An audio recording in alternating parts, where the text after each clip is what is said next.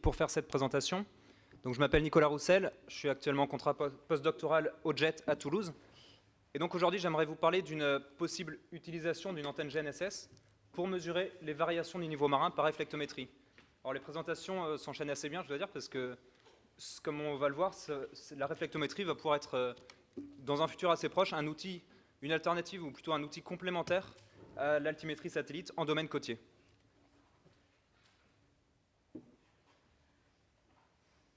Alors pour observer le niveau de la mer, on l'a déjà vu aujourd'hui, on dispose de plusieurs outils. Tout d'abord les outils in situ, donc les mesures qu'on va faire sur le terrain, donc que ce soit les marégraphes, les bouées GNSS, comme l'a montré Gaël.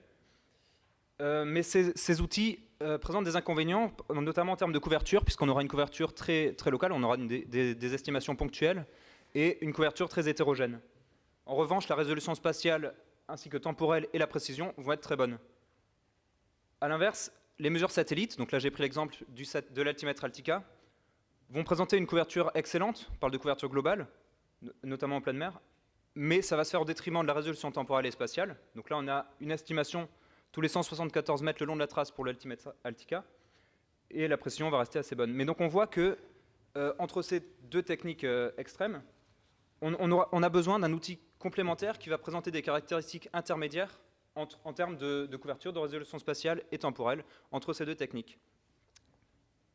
Et donc c'est là qu'intervient la technique que j'aimerais vous montrer, la réflectométrie GNSS, qui va en fait, qui est ce qu'on appelle une technique opportuniste, puisqu'elle va utiliser un réseau de satellites, le réseau GNSS, qui est dédié à une certaine application, et que nous on va utiliser pour faire complètement autre chose, donc en l'occurrence de l'altimétrie. Donc on va étudier la réflexion de ces ondes GNSS pour avoir des informations sur la surface de réflexion, en l'occurrence le niveau de la mer.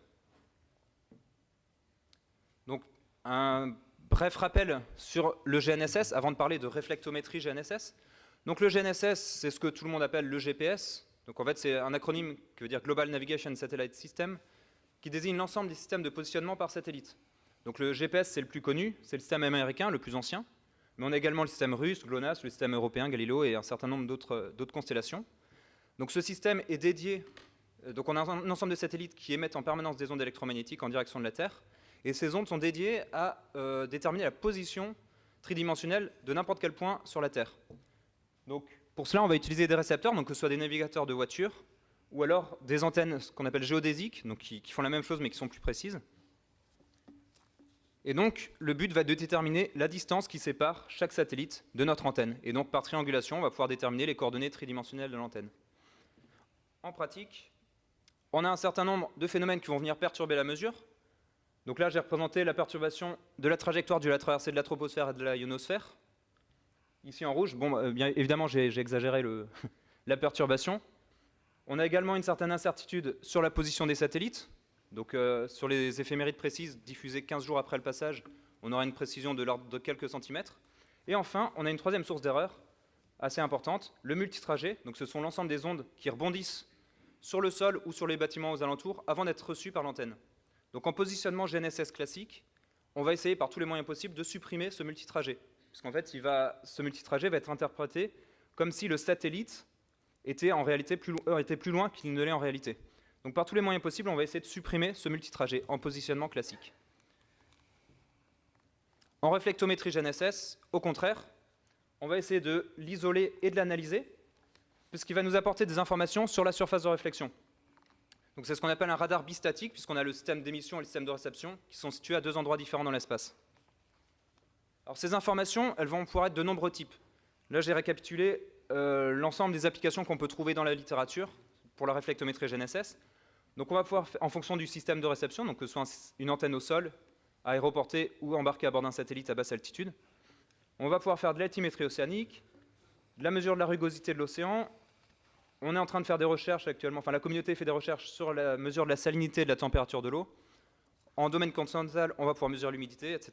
Donc il y a un certain nombre d'applications, et nous, ce qui nous intéresse, ça va être l'altimétrie océanique.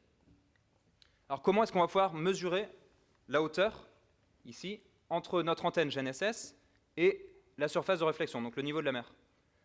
Alors, en fait, il faut savoir que les ondes émises par les satellites GNSS sont des ondes polarisées à droite, ce qu'on appelle RHCP, parce qu'en fait, il y a des meilleures caractéristiques de pénétration dans la troposphère et la ionosphère. Mais si on représente la réflexion, si on modélise les coefficients de réflexion d'une onde RHCP, on se rend compte qu'il y a une composante LHCP, c'est-à-dire polarisée à gauche, qui apparaît et dont l'amplitude va dépendre de l'angle d'élévation du satellite. C'est-à-dire qu'au-delà de 10 degrés d'élévation, donc c'est-à-dire pour quasiment toute la gamme d'élévation, l'onde réfléchie va être majoritairement LHCP, c'est-à-dire polarisée à gauche.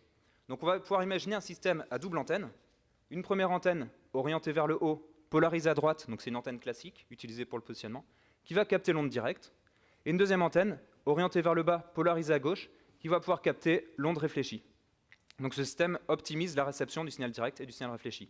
On va ensuite corréler les deux signaux après réception, et on va en déduire la distance supplémentaire parcourue par l'onde réfléchie, qu'on va directement traduire en hauteur h de notre antenne, de notre système, par rapport à la surface de réflexion. Et donc on va pouvoir faire de l'altimétrie.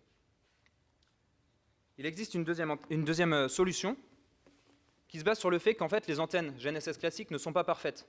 Là je vous ai représenté le diagramme de gain d'une antenne Leica R10. Donc on voit ici le gain RHCP, donc pour les ondes polarisées à droite, et en vert, le gain pour les ondes LHCP, polarisées à gauche.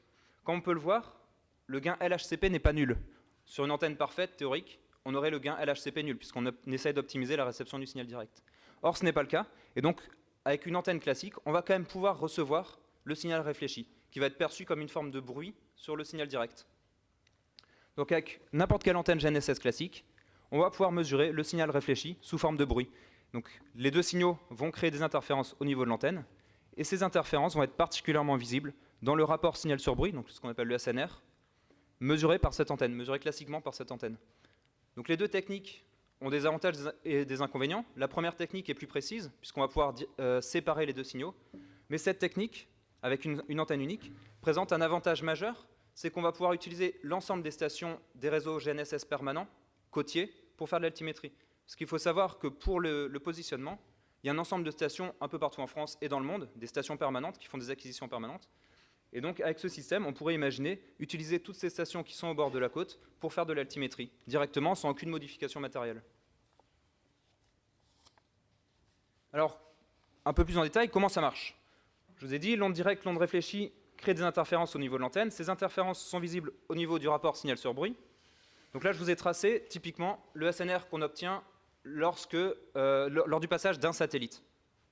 Donc on voit qu'il y a une tendance parabolique qui est due en fait au signal direct, puisque lors du passage du satellite, lorsque le satellite va passer à l'apogée de sa trajectoire, le signal direct va être plus fort, puis cette amplitude va progressivement diminuer lorsque le satellite va s'éloigner et disparaître à l'horizon. Et on a une haute fréquence qui va être due au multitrajet. Donc la première étape, ça va être déjà de séparer la contribution du signal direct et du signal réfléchi. Donc pour cela, on enlève juste la basse fréquence. Donc on obtient un signal haute fréquence ici. Et si on trace ce signal haute fréquence en fonction du sinus de l'angle d'élévation du satellite, donc sans rentrer dans les détails, on a des oscillations ici qui ont une certaine fréquence. Et cette fréquence peut être modélisée par cette équation. Alors il y a un terme constant ici, 4pi sur la longueur d'onde, c'est un terme constant, et on a h qui apparaît, donc h, la hauteur de l'antenne, par rapport à la surface de réflexion. Donc ça, c'est ce h qui nous intéresse. Et on a un deuxième terme ici, qui dépend de l'angle d'élévation du satellite, la vitesse de variation de l'angle d'élévation du satellite, et de h point, ça veut dire d2h sur dt, donc la vitesse de variation de la surface de réflexion. Et donc, dans un premier temps, on peut imaginer négliger ce terme. On va considérer que la surface de réflexion, donc le niveau de la mer, va varier assez lentement pour que le terme h point soit négligeable. On se situe donc dans un cas où on aura la fréquence de ces oscillations, là à droite, qui vont être directement proportionnelles à la hauteur au niveau de la mer. Et donc on va pouvoir mesurer, faire de l'altimétrie, directement en mesurant la fréquence de ces oscillations. Le problème, c'est que si on est dans le cas où avec des vagues à forte amplitude, ou de la marée à forte amplitude, ce second terme ne va pas pouvoir être négligé. On aura donc une équation avec une seule observation pour deux inconnus. Donc ce qu'on a proposé, c'était de combiner l'ensemble des satellites visibles à un instant donné pour créer un système d'équations surdéterminé, donc avec plusieurs observations au même instant, pour les deux mêmes inconnus, la hauteur du niveau de la mer et h point, c'est-à-dire la vitesse de variation du niveau de la mer. Et donc on va pouvoir résoudre ce système par des moindres carrés. Et donc on a voulu tester cette méthode in situ en pratique. Donc on a disposé une antenne GNSS en haut du phare de Cordouan, donc qui est situé dans l'estuaire de la Gironde. C'est un phare qui est situé en pleine mer, à une dizaine de kilomètres de la côte, et l'antenne est située à 60 mètres au-dessus du niveau de la mer. Comme on peut le voir sur la photo, à marée haute, le phare est totalement entouré par la mer. À marée basse, il y a des bancs de sable qui apparaissent tout autour de notre phare. L'amplitude de la marée dans cette région est de plus ou moins 3 mètres. On a des vagues de plusieurs mètres qui peuvent apparaître, notamment à marée haute. Donc évidemment, dans ces conditions, la vitesse de variation du niveau de la mer ne peut pas être négligée. Ici, je vous représente, donc le phare est au centre de l'image, et c'est l'ensemble des points de réflexion qu'on va avoir sur une semaine, là, du 2 au 8 mai 2013. L'ensemble des points de réflexion qu'on va avoir, donc c'est l'ensemble de la zone qu'on va pouvoir mesurer grâce à cette technique. Donc on voit qu'on a des réflexions qui ont lieu jusqu'à 3,5 km du phare. Et ici, en blanc, avec les rectangles blancs, là, ce sont des marégraphes que l'on va pouvoir utiliser pour valider nos estimations. Donc voilà les premiers résultats. On voit en bleu les résultats d'un marégraphe, les mesures réalisées par un marégraphe situé au pied du phare. En rouge, ce sont les estimations, en noir, pardon, les estimations réalisées si on néglige le fameux H-point, et en rouge, les estimations qu'on le réalise avec la méthode que je vous ai proposée en combinant les différentes mesures réalisées sur les différents satellites.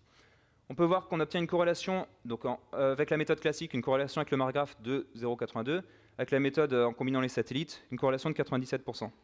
On a des erreurs moyennes quadratiques assez importantes, de l'ordre de 70 cm, et comme je vais vous le montrer tout à l'heure, c'est dû aux vagues, mais je vais en parler un peu plus tout à l'heure. On a continué cette étude sur 3 mois de données, 3 mois d'acquisition. On a comparé toutes nos estimations à différents marégraphes, un marégraphe colocalisé ici, ou un marégraphe situé à Port-Bloc ou à Royan à 9 et 12 km respectivement. Les corrélations sont toujours du même ordre, supérieures à 0,9, et les erreurs moyennes quadratiques de l'ordre de 70 cm. On a un déphasage qui est dû, ici d'une trentaine de minutes, qui est dû en fait au temps de propagation de l'onde de marée pour parcourir les 9 ou les 12 km. Rapidement ici, je vous présente des analyses en ondelette. Donc en abscisse, on a les jours de mesure. En ordonnée, ce sont les différentes périodes qu'on va mesurer sur les différents signaux. Donc ici, par exemple, en haut à gauche, une analyse en ondelette réalisée sur un modèle de marée. Et donc on voit qu'on observe une première période à 12 heures, une deuxième période à 24 heures et une troisième période à 6 heures. On observe les mêmes périodes pour les deux marégraphes classiques, le marégraphe de Royan, le marégraphe de Port-Bloc. Et sur les estimations réalisées avec les mesures SNR, ici en bas, on constate qu'on observe la période à 12 heures, ici on l'observe bien, et la période à 6 heures et 24 heures n'apparaissent pas clairement, apparaissent mais beaucoup plus bruitées sur nos estimations. Mais en fait, lorsqu'on réalise une corrélation croisée entre les différentes séries temporelles, donc c'est ce que j'ai réalisé à droite, on se rend compte qu'elles sont quand même bien là, ces différentes périodes à 6 heures et à 24 heures, ici, donc c'est la corrélation croisée entre le marégraphe de Port-Bloc et mes estimations. Donc on voit bien qu'elles sont là. Mais en fait, sur nos estimations, on a également un ensemble de hautes fréquences qui sont visibles et qui ne sont pas mesurées par les marégraphes classiques, puisqu'en raison de leur localisation dans des zones protégées et des tubes d'amortissement. Donc on peut premièrement conclure que les principales périodes de marée sont observées avec cette technique. Mais je vous ai dit tout à l'heure, on a une erreur moyenne quadratique de l'ordre de 70 cm, ce qui est assez élevé. Donc comme on peut le voir ici, qui est dû, là on voit une différence d'amplitude assez importante qui peut atteindre 2 mètres entre nos estimations réalisées avec le SNR et le marégraphe colocalisé. En violet ici, ce sont les hauteurs significatives des vagues. Et en fait, ces différences d'amplitude qui expliquent le RMS, on les interprète comme étant dues aux vagues, puisque à la différence de l'altimétrie satellite Nadir classique, les ondes qui arrivent arrivent avec une certaine incidence, et en fait le creux des vagues la crête des vagues va venir cacher le creux des vagues, donc aucune réflexion ne va être possible dans le creux des vagues, et donc on va avoir un biais d'état de mer inverse à ce qu'on observe en altimétrie satellite classique, qui va être positif cette fois, puisqu'on va avoir tendance à mesurer le haut des vagues et non pas le creux des vagues. Et donc pour vérifier cette hypothèse, on a additionné la hauteur des vagues à la mesure réalisée par le marégraphe, et donc on observe cette nouvelle courbe rouge ici, qui colle cette fois beaucoup mieux à nos estimations. Donc c'est une première étape, il faudrait réaliser une vraie modélisation pour pouvoir réellement conclure, mais on peut déjà avoir une première idée, cette différence d'amplitude est due aux vagues, et donc on observe un biais d'état de mer, un peu à la manière de l'altimétrie satellite classique. Je vais conclure. Donc on a pu montrer dans cette présentation qu'on a utilisé une antenne GNSS classique pour mesurer les variations du niveau de la mer. On a retrouvé les principales périodes de marée à 12, 6 et 24 heures. La précision obtenue est centimétrique sur une hauteur individuelle, je précise bien sur une hauteur individuelle. On avait une résolution temporelle sur la période de 3 mois de 5 minutes. On a eu des réflexions sur 3,5 km autour du phare, donc une zone mesurée de 7 km, d'un diamètre de 7 km. En termes de couverture, avec une antenne, on a pu voir qu'on peut couvrir une zone de 7 km. Mais si on imagine étendre cette technique à l'ensemble des stations permanentes côtières, on peut tout à fait imaginer étendre cette couverture. Et enfin, sur le graphique à droite, donc c'est un graphique que j'ai récupéré des cours de l'école d'été du GRGS en 2014. On peut voir l'ensemble des processus physiques qui génèrent de la variabilité dans le niveau de la mer. En vert, c'est ce que l'on considère mesurable par l'altimétrie satellite nadir classique. En bleu, j'ai rajouté ce qu'on a pu prouver dans cette étude, qu'on arrive à mesurer par la réflectométrie GNSS. Donc on peut voir qu'on observe des phénomènes plus locaux et à plus forte variabilité. Et on va pouvoir imaginer étendre ce rectangle bleu à droite et en haut en appliquant cette technique au réseau permanent. Donc on voit ici que cette technique va pouvoir compléter les mesures altimétriques satellites classiques et les mesures in situ, notamment en domaine côtier. Je vous remercie pour votre attention.